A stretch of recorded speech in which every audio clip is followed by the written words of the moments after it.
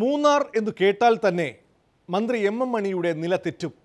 മൂന്നാർ മല കയറിയാൽ പിന്നെ പറയുകയും വേണ്ട. മൂന്നാറിൽ കയ്യേറ്റം നോക്കാൻ വരുന്ന മാധ്യമങ്ങളോടാണ് മണിയാശാൻ്റെ ദേഷ്യം. അവിടെ എങ്ങും കയ്യേറ്റമില്ലെന്ന നിലപാടിൽ തന്നെ മണിയാശാൻ. ഇടുക്കിയിലെ CPM പരിപാടിയിൽ പങ്കെടുത്ത് എം എം മണിയുടെ കയ്യും കലാശവും കാട്ടിയുള്ള കഥാകാലക്ഷേപം. മൂന്നാർ മുഴുവൻ കയ്യേറ്റമെന്നാണ് പറയുന്നത്. അവിടെ എവിടാ ഭൂമി കയ്യേറുന്നത് എനിക്കറിയില്ല. മൂന്നാറിൽ ഉണ്ടായിരുന്ന ഭൂമി 99.4% ഭൂമി കണ്ണദേവൻ കമ്പനിയുടെ കയ്യിലാണ്. അല്പഭൂമിയാണ്, ഒരു 10, 15, 20 ഏക്കർ ഭൂമി കാണും.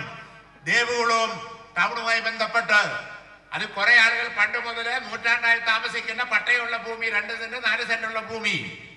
ബാക്കി ഭൂമി ഗവൺമെന്റ് സംരക്ഷിച്ചിട്ടുണ്ട്.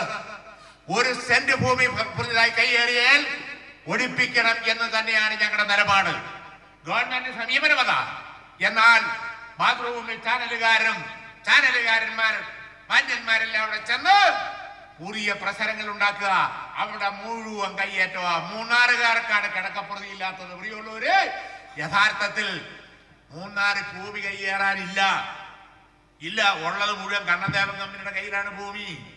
ഈ വസ്തുതയൊന്നും തുറന്നു പറയാതെ, എന്നാൽ കണ്ണദേവൻ കമ്പനിയുടെ കയ്യിൽ ഭൂമി ഉണ്ടെന്നുള്ള കാര്യം പറയാതെ അവരുടെയൊക്കെ ഇംഗിതത്തിന് വേണ്ടി ചാനൽ ദിവ്യന്മാര് ഇപ്പൊ പ്രവർത്തനം നടത്തിക്കൊണ്ടിരിക്കുകയാണ്. ഇവൻ എവിടുന്നോ അടി കിട്ടിക്കാണ്. ആളുകൾ കേൾക്കുമ്പോൾ തോന്നുന്നു അവിടെ ആ ഭൂമി ഇങ്ങനെ കുഴച്ച് കിടക്കുകയാണ്. ആളുകൾക്ക് തോന്നും അവിടെ എന്ത് ഭൂമി ഉണ്ടെന്നൊക്കെ ഞങ്ങൾക്കറിയാം, നന്നായി അറിയാം.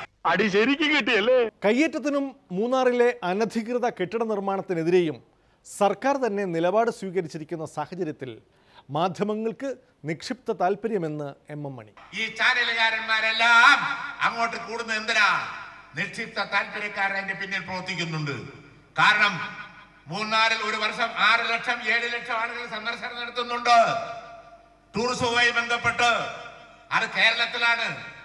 മൂന്നാറും ഇടുക്കി ജില്ലയുടെ മറ്റു ഭാഗങ്ങളിലുമായി വലിയ വരുമാനം ഈ രാജ്യത്ത് ഗവൺമെന്റിനുണ്ട്.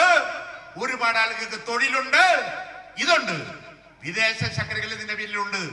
മറ്റു സംസ്ഥാനക്കാർ ടൂറിസം മേഖലയായി ബന്ധപ്പെട്ടവരുണ്ട്. അവരെല്ലാമാണ് ടൂറിസം രംഗത്തെ മുന്നേറ്റമില്ലാതാക്കാൻ ഇവിടെ ബോധപൂർവം ശ്രമിച്ചുകൊണ്ടിരിക്കുകയാണ്. ചാനലുകൾക്കുള്ള എം എം മണിയുടെ ഭർസനം അവസാനിച്ചിട്ടില്ല. ഇടുക്കിക്കാർ കൊഞ്ഞാടന്മാരാണെന്നുള്ള മട്ടിലാണ് ചാനൽ വിദഗ്ധന്മാർ മാതൃഭൂമി, മംഗളം, മാമാങ്കം എല്ലാവരും ഇപ്പൊ ശ്രമിച്ചുകൊണ്ടിരിക്കുന്നത്.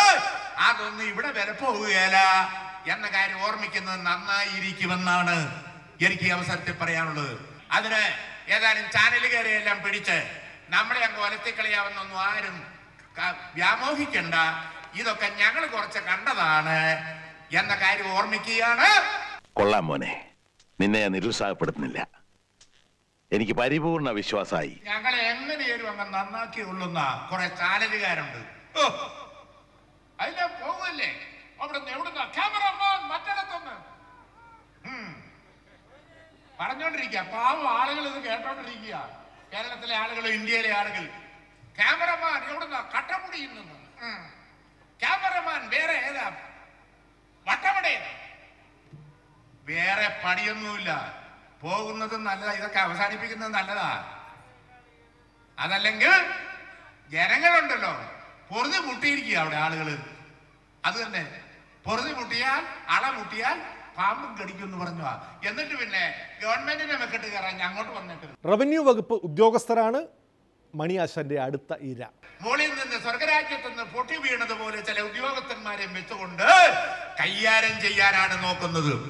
ഒരു കാര്യം വളരെ വ്യക്തമായി പറയാം, ഇവിടെ ഒരു കയ്യേറ്റവും ഞങ്ങൾ പ്രോത്സാഹിപ്പിക്കുന്നില്ല.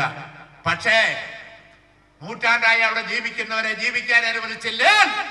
അതിനെതിരെ ശക്തമായ ചെറുത്തുനിൽപ്പുണ്ടാകും എന്ന കാര്യത്തിൽ യാതൊരു സംശയവും ഇല്ല. ഏതേലും ഒരു ദൈവപുത്രൻ പെടുന്നത് പോലെ ഏതേലും ഒരു ഉദ്യോഗസ്ഥൻ വന്ന് സ്വർഗരാജ്യത്തേക്ക് ഈ ഇടുക്കി ജില്ലയിലെ ആളുകളെ അങ്ങ് കയറ്റിക്കളയുമെന്നൊക്കെ പറഞ്ഞാൽ അതൊക്കെ മനസ്സിലങ്ങ് വെച്ചാൽ മതി. അതൊന്നും നടക്കുന്ന കാര്യമല്ല. അനുഭവജ്ഞാനം കൊണ്ടും പിന്നെ തന്നോടുള്ള വാത്സല്യം കൊണ്ടും പറയാണ് ഇതിന് പരിഹാരം ഇല്ല. It incurable. ഇത് ഇങ്ങനെ നടക്കില്ല. പണ്ട് സുരേഷ് കുമാർ വന്നു. സുരേഷ് കുമാർ പിന്നെ ഒന്നൊക്കെ പോകാൻ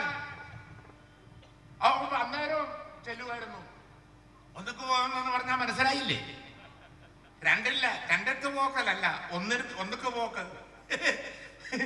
അതാണ്. അന്നേരം പോലും ചാനലുകാർ ഇങ്ങനെ പുറകെ നടക്കുകയായിരുന്നു. ഓ, ഇനിയിപ്പൊ ഞങ്ങളെ വളർത്താൻ വേണ്ടി വന്നിരിക്കുകയല്ലേ, വേറെ പണിയൊന്നുമില്ല. ഇനി റവന്യൂ വകുപ്പ് ഭരിക്കുന്ന പാർട്ടിയെ ചിലത് ഓർമ്മപ്പെടുത്തുന്നു. കേരളത്തിൽ LDFന്റെ ഗവൺമെന്റാ. LDFന്റെ ഗവൺമെന്റിന് നേതൃത്വം കൊടുക്കുന്നത് CPM ആണ് പ്രധാന പാർട്ടി. മറ്റു കക്ഷികൾക്കും അവരുടേതായ പങ്കുണ്ട്, എല്ലാവർക്കും. ഞങ്ങളുടെ പാർട്ടിയുടെ കയ്യിലിരിക്കുന്ന വകുപ്പെല്ലാം ഞങ്ങൾക്ക് വേണ്ട തീരെഴുതിയ പോലെയാണ് എന്ന തെറ്റായ ധാരണ CPM-നില്ല എന്ന കാര്യം ഞാൻ ആവർത്തിച്ച് പറയാൻ ആഗ്രഹിക്കുക. ഇതെല്ലാവർക്കും ബാധകമാണ്. LDF ഒരു മിനിമം പരിപാടി അംഗീകരിച്ചിട്ടുണ്ട്. ആ മിനിമം പരിപാടി നടപ്പിലാക്കാൻ പ്രതിജ്ഞാബദ്ധമാകണം. മിനിമം പരിപാടി നടപ്പിലാക്കാതെ ഞഞ്ഞാമിഞ്ഞ ന്യായങ്ങളാണ് ആരേലും പറയുന്നതെങ്കിൽ വളരെ ശക്തിയായ ബഹുജന സമരം പൊട്ടിപ്പുറപ്പെടും. ഇനി വരാനിരിക്കുന്നത് ദേവികുളം സബ് കളക്ടർക്കുള്ളത്. മുഖ്യമന്ത്രിയുടെ അധ്യക്ഷതയിൽ 2 യോഗം കൂടി ഇല്ലേ? മുഖ്യമന്ത്രിയുടെ നേതൃത്വത്തിലാണ് അധ്യക്ഷയെ കൂടി. റവന്യൂ മന്ത്രി, ഫോറസ്റ്റ് മന്ത്രി, വൈദ്യുതി മന്ത്രിയായി ഈ ഉള്ളവരും പങ്കെടുത്തു. ഉദ്യോഗസ്ഥ പ്രമുഖന്മാരെല്ലാം പങ്കെടുത്തു. 2 യോഗങ്ങൾ കൂടിയിട്ടുണ്ട്. എല്ലാം ഇടുക്കി ജില്ലയിലെ ഭൂപ്രശ്നം എല്ലാം ചർച്ച ചെയ്ത് തീരുമാനിച്ചിട്ടുണ്ട് ഇല്ലേ? പട്ടയഭൂമിയിലെ മരം വെച്ചുപിടിപ്പിച്ച മരം 28 മരം വെട്ടുന്നതിന് തടസ്സം ഉണ്ടാകാൻ പാടില്ലെന്ന് തീരുമാനിച്ചിട്ടുണ്ട്. അതാണ്. അത് അങ്ങനെ തന്നെ നടക്കണം, അങ്ങനെ തന്നെ നടക്കണം. അതിനിടയിൽ ഒരുമാതിരി ഏർപ്പാടാണ് ചെയ്യാൻ പോകുന്നതെങ്കിൽ ഞങ്ങൾ അതിനെ എതിർക്കുന്നുള്ളത് ഉറപ്പാണ്.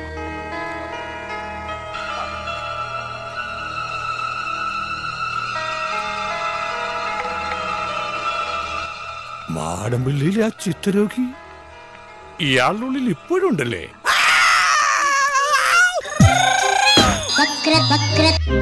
വീണ്ടും ഒരു ഇടവേള കൂടി. വെങ്കയ്യ എത്തിയത് റാഞ്ചൽ പദ്ധതിക്കോ?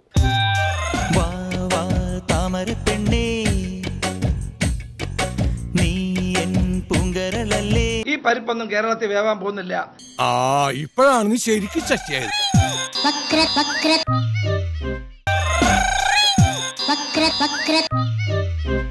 കേരളം ഉൾപ്പെടെയുള്ള സംസ്ഥാനങ്ങളിൽ കോൺഗ്രസിൽ നിന്ന് BJP-യിലേക്ക് ആളെ പിടിക്കാൻ BJP വൻ പദ്ധതി തയ്യാറാക്കിയിരിക്കുകയാണല്ലോ. മറ്റു പല സംസ്ഥാനങ്ങളിലും നേതാക്കളെ ചാടിക്കാൻ BJP-ക്ക് കഴിഞ്ഞെങ്കിലും കേരളത്തിൽ കോൺഗ്രസ് BJP-ക്ക് ബാലികേറാമലയാണ്. പാർട്ടി ജില്ലാ കമ്മിറ്റിയുടെ നേതൃയോഗങ്ങളിൽ വരെ കേന്ദ്രമന്ത്രിമാരെ പങ്കെടുപ്പിക്കുകയാണ് BJP. തിരുവനന്തപുരം ജില്ലാ കമ്മിറ്റി യോഗത്തിൽ കേന്ദ്രമന്ത്രി വെങ്കയ്യ നായിഡു തന്നെ പങ്കെടുത്തത് ഇത്തരം നീക്കത്തിൻ്റെ ഭാഗമായിട്ടാണോ? ബുദ്ധിയുള്ളവരാരും ഇനി കോൺഗ്രസിൽ നിൽക്കില്ലെന്ന മറുപടിയാണ് BJP-യുടെ ഈ റാഞ്ചൽ തീരുമാനത്തെക്കുറിച്ച് ചോദിച്ചപ്പോൾ വെങ്കയ്യ നായിഡു നൽകിയത്.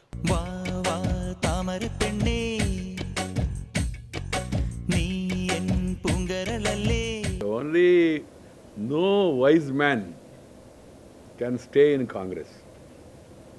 No wise man wise man or woman.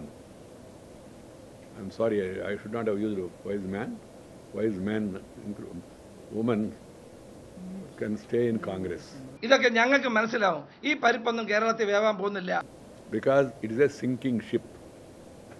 It has diverged its ideology. It has diverged from reality. That's why people are diversing the Congress party. ചില ആളുകൾ മനഃപൂർവ്വം ഇറങ്ങിയിരിക്കുകയാണ് കോൺഗ്രസിനെ നന്നാക്കാനായിട്ട്.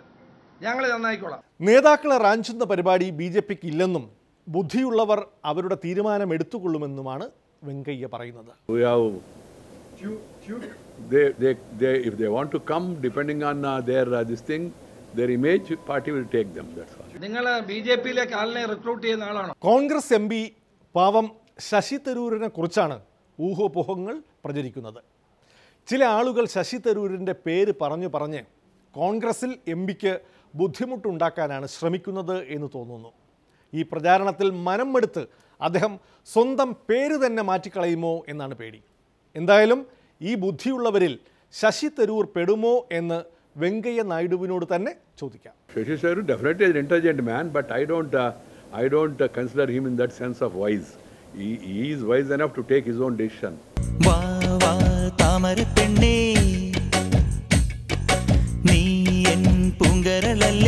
And I don't want to make any comments on the people who are in the other party. it will be unfair.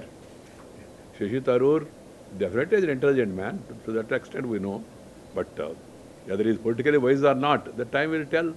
ഈ പരിപ്പൊന്നും കേരളത്തിൽ വേവാൻ പോകുന്നില്ല. എന്റെ ഈ ശശി എന്നുള്ള പേരുണ്ടല്ലോ, അത് ഗസറ്റി കൊടുത്ത് അങ്ങ് മാറ്റി. ശശിയുടെ പുതിയ പേരെന്താ ശശി? സോമൻ. എങ്ങനെ? സോമൻ. ഇപ്പോഴാണ് നീ ശരിക്കും ശശിയായത്. ഇതോടെ വക്രദൃഷ്ടി സമാപിക്കുകയാണ്. വീണ്ടും തിങ്കളാഴ്ച രാത്രി 9:30 കാണാം. നന്ദി, നമസ്കാരം.